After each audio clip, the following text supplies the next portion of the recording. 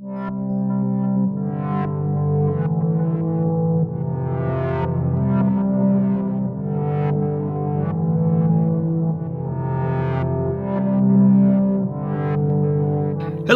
Contrarians listeners, watchers, subscribers. Here we are with another Contrarians post-credits, this one for our Quantum Cowboys episode. And if you don't know what Quantum Cowboys is, well, number one, how did you end up here? I guess maybe you're subscribed to our channel already, you saw a new video come out. But more than likely, you search Quantum Cowboys trying to find people talking about it, because this is a movie that is 100% on Rotten Tomatoes, but not particularly well known, I think. I mean, compared to most of the movies we cover here. But this came to us courtesy of patrons and fellow podcasters and real deal movie critics, because they're on Rotten Tomatoes themselves, Katie and Oti, and they're championing this movie. So, of course, as part of their championing, they sent it to our show for us to be negative about it. But, you know, that's how we play the game. That's part of a movie cycle once they enter the Contrarians universe. So, Quantum Cowboys, it's independent animation production, I would say. Mm-hmm. We did our best to be negative about it in Contrarians Corner, and then we live action animated existential supernatural western is the way it's described. It comes with avocado toast. Yes. It's something. If you haven't watched Quantum Cowboys, we'll do our best to convey what it's like to watch it, both on the main show and, you know, a little bit on this post credits. But here, you know, we're gonna give you a couple of Rotten Tomatoes quotes. We're gonna talk about the trailer. I'm gonna give you some trivia, and of course, the Josh Gad Minute as well. Let's get started, Alex. Let's bring up the quotes, and first of all, as usual, the consensus. Let's see.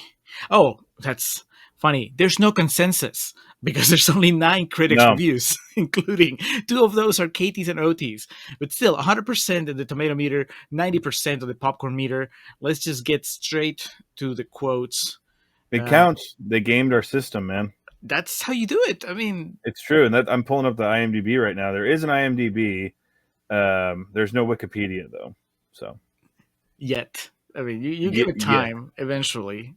Once people listen to this episode and get in there. All right. First quote. These 2 are fresh, of course. Stephen Procopi from Third Coast Review says, "There's no way you'll find Quantum Cowboys anything other than original and inspired, even if you also find it puzzling and born of hippies."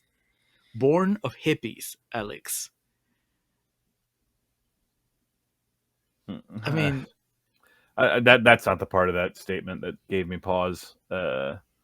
Which part gave you pause? I guess it's inspired. Again, you can listen to the episode. Overly inspired. I found this movie, much of it, just to be unique for the sake of being unique, being weird for the sake of being weird. Because as we discussed in the episode, I don't know what it's trying to say, really. Maybe you just don't get it, man. Yeah, it's true. There's someone out there who would tell me I didn't get it. He's probably a hippie. Just the stereotype of a hippie is like what? Somebody that's super chill, probably stoned, and just sits back. And I honestly don't know what the stereotype of a hippie is in 2025. That what you're describing is what it was when I was a kid. And like I when I was a kid, like I just associated like the Grateful Dead, like those tie-dye T-shirts, like the Grateful Dead bears and stuff. That's what I associate with hippie culture. Now I don't know what it means. Someone who fucking presses their own coffee beans or something. The Austin hippie. In that 70s show, it's not Cheech, Chong's character. Leo? Is his name Leo? Yeah. Yeah. That's what I think of. If I think of a hippie. Fair. Yeah. So I can see Leo sitting back and around the campfire. You and I we're both old enough to remember, like, I assume you're the same. In my childhood, if a dude had long hair, like, he could be called a hippie. Like that. Yes. Now that's not even, people just like, what?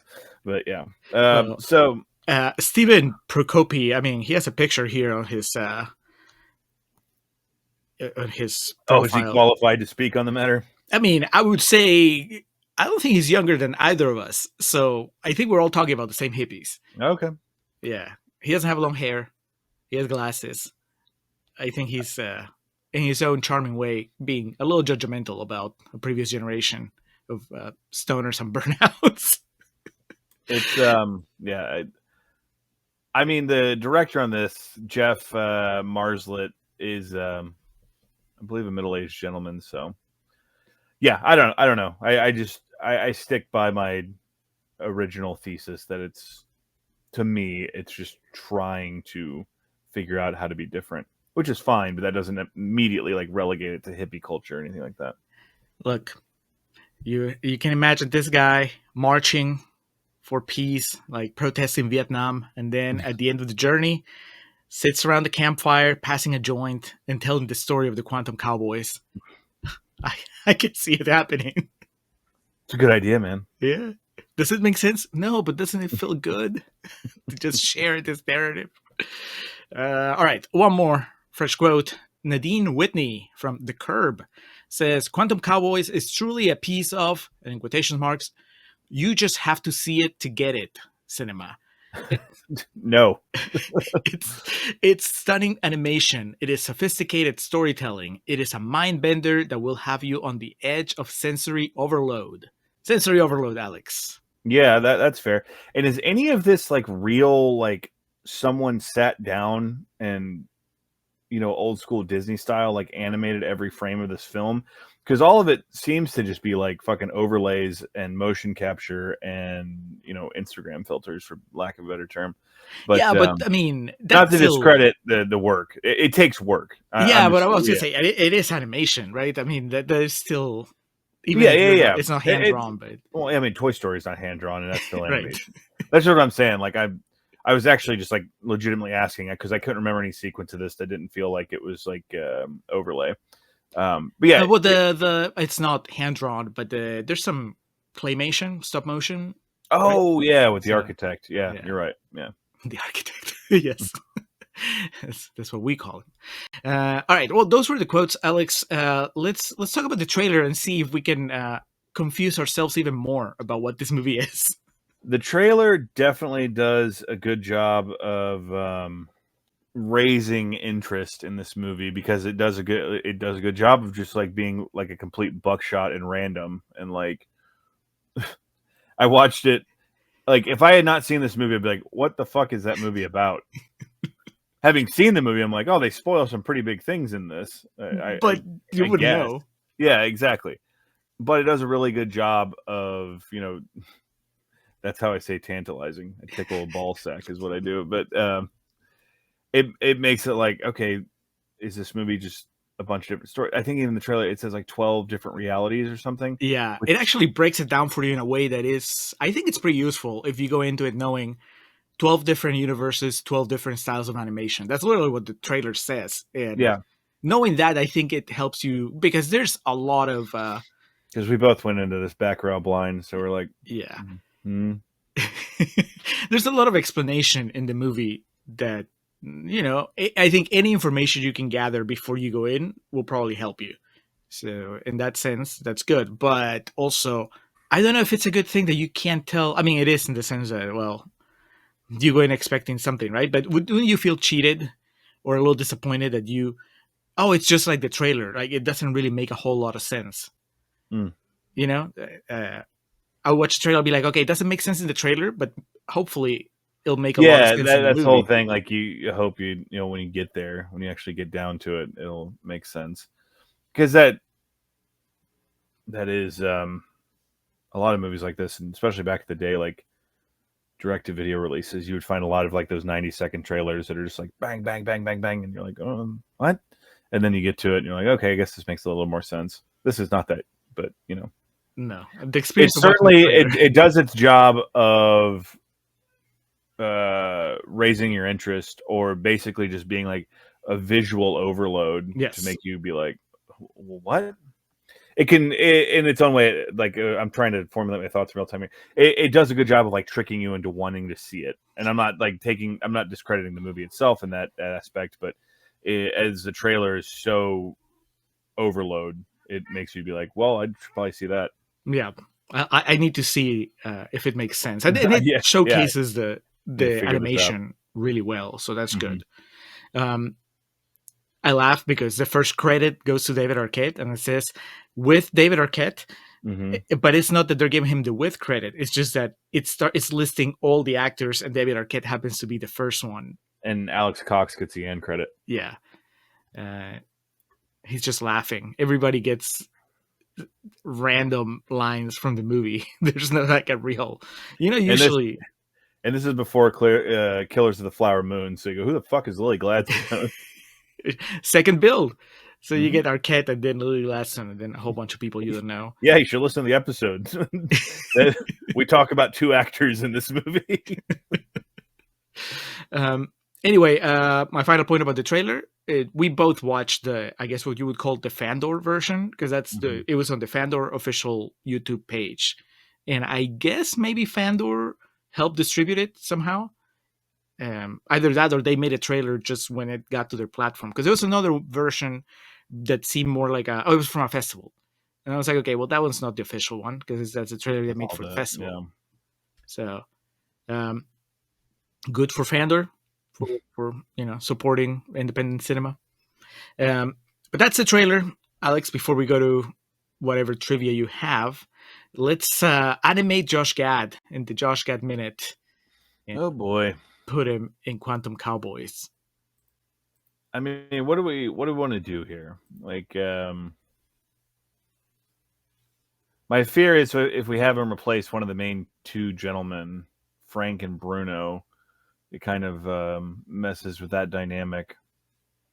But I also don't want to do like with this movie. The appearance it gives is that it relies kind of on stunt casting. Like you get to a certain portion, and Alex Cox being the preacher and whatnot. I don't want to just throw Gad in there.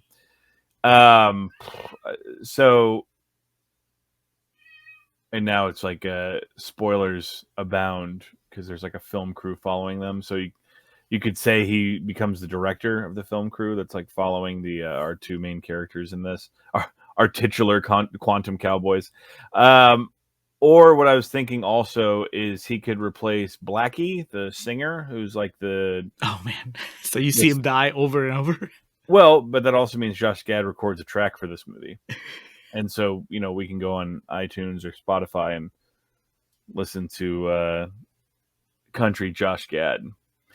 But with that also, because he reappears at the end. Yeah. So, yeah, we see him, spoiler, but we see him get shot, but he makes it to the end of the movie. So, you get the best of both worlds with the Gad. That is kind of where my mind was going. We could also do, oh man, who's Arquette's, the dude who, Depew, that's his name. Oh, not David Arquette, but the other guy. Correct. His second. Frank Mosley. Sorry, brother, but I could see Josh Gad and David Arquette being a righteous pair of assholes together. Do you think it's just that, like, the guy's an okay actor, but you put him next to David Arquette, and so the the star power from David Arquette overshadows the other guy? But you put Josh Gad next to him, and there's more balance in the force. Yes, what we talk about in the episode is that in a movie like this with a lot of fresh faces and people who are kind of new to the dance, so to speak, being just a seasoned actor, an experienced actor, you're going to stick out over the herd. So I say this understanding that if Gad and Arquette were playing off each other in this, it could very easily overshadow everything else going on in the movie, short of Lily Gladstone. But I think that would probably be our best course of action. And, with the movie the way it is, do you know how easy it would be for every single person that was in this movie to read the script differently? So you're going to say, it would be for Josh Gad to play every character. Just overlay him everywhere. That's why we do this. But I just, in the defense of Frank Mosley, I could see a lot of these less experienced actors really thinking they're going to own their character just based on their reading of it, because it's a bit of a wacky movie. Well, in the spirit of wackiness, Alex, I don't think it gets any wackier than Josh Gad playing the architect or the narrator or the Memory? master. Memory. There we go. Yeah. I wouldn't want him to do it, but it feels like that would be the biggest fit. It would be like the ultimate like fucking weird indie thing. You remember Memory has a cat? Yes. At the end, they say that Josh Gad played the cat. He just meowed. Like, who was it? Was it that George Clooney that played a dog in South Park? Yeah, exactly. Like that type of thing. It would be very like on the nose indie, and Josh Gad as Snowball number 3 or whatever. All right. I mean, that would fit so well with the spirit of the movie. In the universe that this movie exists, that would work out. Yeah. All right. I'm sold. I think that's what we'll do, and everybody else gets to keep their job. Whoever was playing the cat, I guess, doesn't. But that's it. Josh Gad as the cat in Quantum Cowboys, the Quantum Cat. Let's move over to trivia. Well, there ain't much that I could find. There's different release dates on this. The one lone entry I could find on the IMDb page was that the film crew that's following around, there's 3 of them. Their initials are VC and R, and their patch also says VCR. And I'm like, okay, what do you want me to do with that? There's a cited release date of June 13th of 2022, but as Julio already mentioned, this was a film that worked its way through the festival circuit to much celebration. So really all I could find, or that I wanted to share in this portion, was a review that I don't entirely agree with, but it's a write-up on this movie that I felt would just be an interesting thing to bring to our post-credits here. It's from The Curb, which is an Australian website. Quantum Cowboys review the science fiction animated western you never knew you needed. This is by Nadine Whitney from March 29th of 2023. Okay, I think that's one of the quotes I read this at the opening, so this will be good. Okay. Directed by Geoff Marslett and co-written by Howie Gleb, who also features as an actor and provides the music for the feature. Quantum Cowboys is a trippy mix of animation, live footage, and collage that plays homage to the classic Western, as well as being a mysterious science fiction film. Trying to distill the plot, in some ways, would do the film a disservice. No matter what one would try to describe it, would not cover what the audience will experience in this one-of-a-kind visual masterpiece. The story, which is only part of the story, involves Frank, Kiowa Gordon, and Bruno John Way, who are 2 men shoveling manure in the emerging township of Yuma, Arizona in the 1870s. Frank gets it in his mind that it would be a good idea to burgle one of the stores while the audience is focused on the performance of Blackie, Howie Gleb, and the accompanying fireworks. The robbery causes Blackie to be killed, or does it, and Frank to be imprisoned for 3 years. Quantum Cowboys is no simple tale of cowboys running from bad guys. Here it's supplied by Colfax, David Arquette, and Depew, Frank Mosley, who are operatives who are stuck in the Old West because they decided they would mess with time by claiming they have written a Led Zeppelin song. Watched over by Memory, Patrick Page, and his cat, the quartet, who are later joined by Lily Gladstone, are all in some way creating new and multiple realities that aren't always being overwritten. They are observed by a group trio whose initials mark them out as VCR. Once a phenomenon is observed and recorded by the trio, it becomes a fixed point of time. Maybe. That's what we're talking about, man. If this all sounds a bit strange and fascinating, there is so much more. Legendary director Alex Cox. Repo Man. Come on, put Sid and Nancy in there. Turns up as a rundown preacher. The brilliant musician Nico Case cameos as Alice, a woman whose husband has decided to follow a desert siren in a wheeled boat across the land. John Doe plays 3 versions of a man at a bar called John. Frank keeps accidentally and sometimes by force ingesting peyote. And we haven't even come to the animation style that is so varied and wonderful that it is provided by 5 different animation companies. What Marslett and Gleb have created is a genre-defying yet genre-loving piece of cinema that addresses colonialism, the greed of men, loyalty, and friendship, and how the Wild West can really be if the strings of casualty are somehow tangled. Knowing something about quantum time travel and Einstein probably helps. But even if you don't, there's so much happening to keep you glued to the kaleidoscope screen that it can just wash over you. Even without the science fiction element, there is a solid Western with 3 core characters that you will root for. Frank, who starts out as a bit of an idiot, has an excellent character arc and finds him becoming firmly aware of how important his friendship with Bruno is. Lindy is representative of how First Nation Americans are depossessed by the colonizing white man. She's also the strongest person in the film. That is accurate. Yeah. Lily Gladstone is always a fantastic presence on screen, and it doesn't matter if she's rotoscoped, playing live action, sketched in 2D lines, made into a moving collage, she's still a force as Lindy. Bruno is loyal, slightly confused, and finds himself suddenly married, to Lindy, and not surprisingly somewhat smitten by her. The Danish cowboy is a form of conscience for Frank, as well as being distinctly lovable. Frank and Bruno make for a fairly hapless team of outlaws, and the nature of their repeated showdowns in Uma are simultaneously hilarious and filled with a kind of pathos. Perhaps hilarious and filled with a kind of pathos is a good way to describe Quantum Cowboys, a film that casts the late Anna Karina as the character of inspiration is not just being whimsical.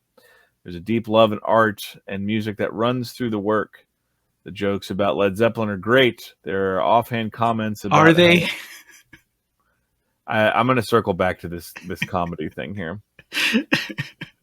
There are offhand comments about how Schrodinger was mean for even purposing to be cruel to a cat, but there's also something true about the main 3 protagonists who don't quite understand that they are in some universal time quandary.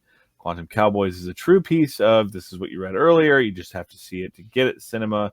No dry words can adequately convey what the screen will show. It's stunning animation, it's sophisticated storytelling, it's a mind bender that will have you on the edge of your sensory overload. And it's also a story of people who care about each other. If anything's written herein has whet your appetite, be assured the film delivers more than what mere words can describe.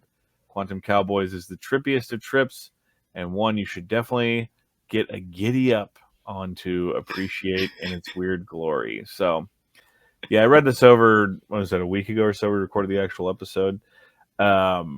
It's a lot more positive, and I'm not saying I'm negative about the movie, but it's more positive than I was about the movie.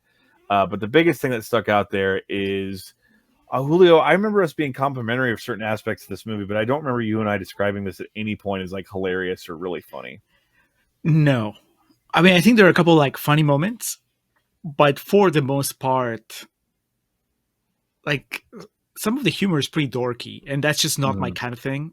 So I could see how some people could find it funnier than I did. I just personally didn't. So that's fine. You know, that's humor for you. I mean, that I'm not going to argue. Look at this cat. It's going nuts. She liked Quantum Cowboys.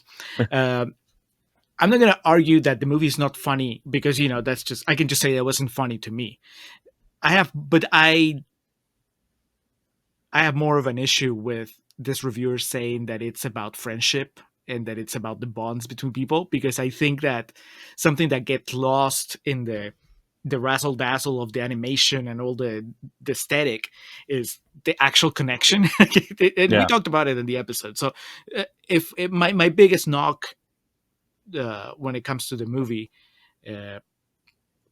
is that you know, I can be wowed by the aesthetics and not really feel it. I you know, come away from it not really feeling much about the story it was telling, and that's, you know, that's just how movies tend to work for me or not work. And I think that for this reviewer, obviously, I think that if the visuals really awe you in a way that it floors you, then maybe you're a little more open to just buy whatever the movie's selling you. And, if they tell you these people really care about each other, you're like, sure, why not? Because you're already so connected to the visual aspect of it. But I was just like, oh, this looks cool, but I don't feel anything for any of these characters. Yeah. So that is my experience.